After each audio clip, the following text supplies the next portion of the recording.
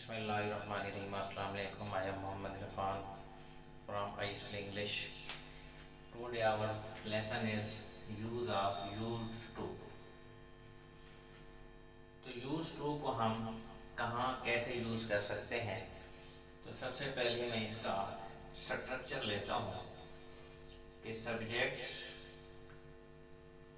Subject के बाद is, am, are, was were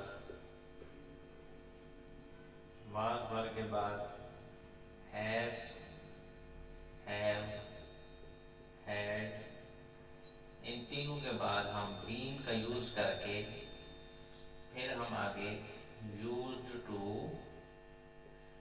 to के बाद हम प्लस करके यहाँ पे यूज करते हैं या तो फिर ing वर्ब फॉर्म ing के साथ या फिर नाउन का यूज करते हैं। और दूसरा जो हमारा स्ट्रक्चर है वो है कि सब्जेक्ट के बाद डायरेक्टली यूज टू के बाद वर्ब की पहली फॉर्म और उसके बाद हमारा आ जाता है ऑब्जेक्ट। तो ये दो स्ट्रक्चर हैं। ये जो स्ट्रक्चर नंबर 1 है इसमें हमें बहुत कुछ मिलता है सीखने को। तो ये जो है स्ट्रक्चर इसको हम यूज करते हैं पास्ट की किसी हैबिट को ज़ाहिर करने के लिए, या इसको हम हैबिचुअली पास्ट भी कहते हैं। हैबिचुअली पास्ट के पास्ट की किसी आदत को ज़ाहिर करने के लिए हम ये स्ट्रक्चर यूज करते हैं। जैसा कि he used to play football. He used to play football. अब यहाँ पे देखें इसका मकसद बनेगा, इसका मतलब है कि वो फुटबॉल खेला करता था। अब यहाँ पे जो सवाल उठता है वो ये है कि ही यूज टू प्ले फुटबॉल के पास्ट की हैबिट को ज़ाहिर करने के लिए हम यूज टू को यूज करते हैं और उसके बाद वर्ब की पहली फॉर्म का यूज करते हैं। जबकि अगर हम इस स्ट्रक्चर को देखें तो इसमें भी सब्जेक्ट के बाद वाज वर्ब का हम यूज कर सकते हैं।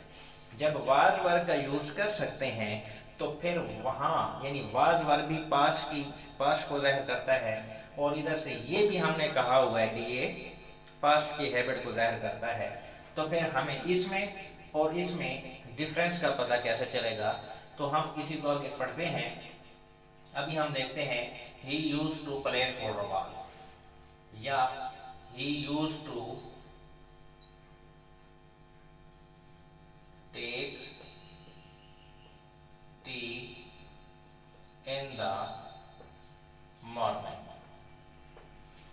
कि वो सुबह में चाय पिया करता था। अब बात करते हैं कि क्या हम इस स्ट्रक्चर के मुताबिक इन सेंटेंसेस को नेगेटिव और इंटरोगेटिव भी बना सकते हैं? हाँ जी, बना सकते हैं। तो उसके लिए हम क्या करते हैं कि he used to play football, वो फुटबॉल खेला करता था। लेकिन अगर इसको हमने ये कहना हो कि वो फुटबॉल नहीं खेला करता था, तब हम यहाँ पे सब्जेक्ट कोई भी हो उसके बाद हमने यहाँ पे डिड नॉट लगाना है। ही डिड नॉट, जब डिड नॉट लगाएंगे तो फिर यूज्ड टू नहीं लगाएंगे, फिर यूज्ड टू लगाएंगे। यूज्ड टू प्ले फुटबॉल कि वो फुटबॉल नहीं खेला करता था। तो इसकी निशानदेही कर रहे हैं कि जब हम पास्ट का कोई पॉजिटिव फिक्रा लेंगे तो उसमें हम यूज टू का यूज करेंगे। लेकिन अगर हम उसको नेगेटिव में यूज करना चाहेंगे तो फिर सब्जेक्ट कोई भी हो, he she it they we you जो भी हो, उसके साथ हम डिड नॉट लगाएंगे। डिड नॉट लगाने के बाद फिर हम यूज टू डी का इजाफा जो है वो कम कर देंगे, सिर्फ यूज टू का इस्तेमाल करेंगे। Use to play cricket. इसी तरह से अगर आपने इसको सवालिया बनाना हो इसी सेंटेंस को तो फिर हम लगाते हैं did he use to play football, कि क्या वो क्रिकेट खेला करता था, फुटबॉल खेला करता था। तो ऐसे सेंटेंसेस के लिए हम क्या यूज करते हैं, डिड को शुरू में। लेकिन एक बात रहम में रखना कि जब हम फिक्रा नेगेटिव बनाते हैं या इंटरगेटिव बनाते हैं, यानी क्वेश्चन वाला सेंटेंस जो बनाते हैं, तो उसमें हम क्या करते हैं, उसमें हम यूज टू लगाते हैं, फिर यूज्ड टू नहीं लगाते। जब हम डिड का यूज करते हैं नेगेटिव के लिए या पॉजिटिव के लिए, तब हम आगे यूज टू लगाते हैं। तो ये था हमारा कि जब हम इसको पास्ट के किसी हैबिट को यूज करते हैं, पास्ट के हैबिट के लिए हम ये सेंटेंस यूज करते हैं कि यानी यूज टू का इस्तेमाल करते हैं। अब हम देखते हैं कि ये जो हमने स्ट्रक्चर लिखा हुआ है इसको हम कैसे यूज करते हैं। तो इसके लिए मैं इसको रेज कर देता हूं, फिर आते हैं। अब ये तो हमने पढ़ा कि पास्ट की हैबिट को जाहिर करने के लिए हम यूज करते हैं स्ट्रक्चर का, वो है सब्जेक्ट, सब्जेक्ट के बाद यूज टू के बाद वर्ब की पहली फॉर्म और फिर आ जाता है हमारा ऑब्जेक्ट। ये वो स्ट्रक्चर है जिसको हम पास्ट की किसी हैबिट को जाहिर करने के लिए यूज करते हैं। लेकिन हम यहाँ is, am, are, was, verb, has, have, had, been, used to का यूज भी कर सकते हैं। तो ये कैसे कर सकते हैं, अब हमने ये सीखना है। सबसे पहले कि कुछ लोग समझते हैं कि हम प्रेजेंट में भी यूज टू का इस्तेमाल कर सकते हैं। हाँ जी कर सकते हैं, लेकिन वहां पे उसका जो उर्दू मीनिंग है या लफ्जी मतलब है वो तब्दील हो जाता है। कैसे तब्दील हो जाता है, आइए देखते हैं। जैसे कि मैं कहता हूं कि मुझे चाय पीने की आदत हो गई है, मुझे चाय पीने की आदत हो गई है। I am used to taking tea, I am used to taking tea, ये प्रेजेंट में है। अब जो पास्ट में हम कहते थे तो वो पास्ट की किसी हैबिट का जिक्र करते थे कि मैं ये किया करता था, वो किया करता था, या तुम वो किया करते थे, ये किया करते थे, तो वो आदत को ज़ाहिर करता है।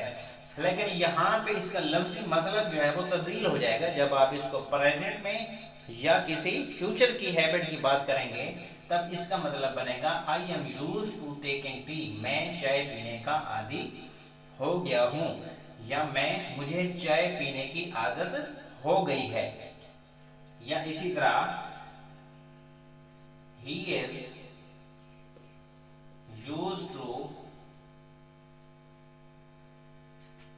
is used to playing laptop, या इसका मतलब है कि he is used to playing laptop. तो आपने देखा कि हम या तो फिर यानी यूज टू के बाद या फिर वर्ब के साथ आईएनजी लगाते हैं या फिर नाउन लगाते हैं। कब, जब प्रेजेंट की किसी आदत को जाहिर करना हो या फ्यूचर की। He is used to playing laptop, या आप इस तरह भी कह सकते हैं कि they are used to laptop, कि उसे लैपटॉप की आदत पड़ गई है, उसे लैपटॉप की आदत पड़ गई है। प्रेजेंट में ज़ाहिर करने के लिए हम जब भी इसको लगाते हैं या तो फिर वर्ब की आईएनजी फॉर्म पहले आती है यूज टू के बाद, या फिर डायरेक्ट नाउन आ जाता है। तो ये है हमारी इज एम आर का यूज।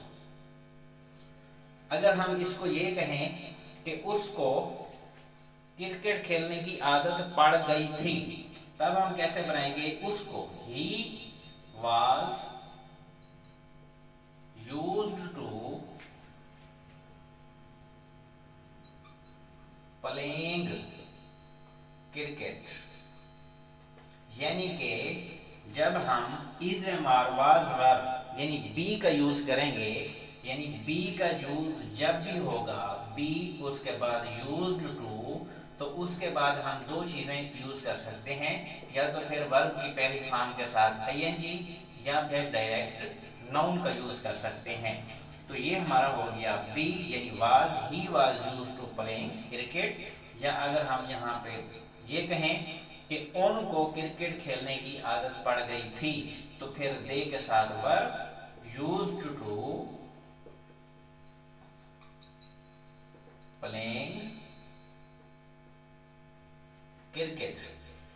अब हम यहाँ पे एक और सेंटेंस लेता हूँ हैज, हैव या हैड बीन के हवाले से, कि अब इनका मतलब है कि आदी हो गया हूँ। हैज हैव बीन लगाएंगे तो इसका मतलब क्या होगा कि आदी हो गया हूँ, यानी कब से आदी हो गया हूँ। या हैड लगाएंगे तो फिर उसका मतलब बनेगा आदी हो चुका था। तो जैसे मैं कार चलाने का आदी हो गया था, हो गया हूँ। जब हो गया हूँ लगाएंगे तो I have been used to driving car, कि मैं कार चलाने का आदी हो गया हूँ।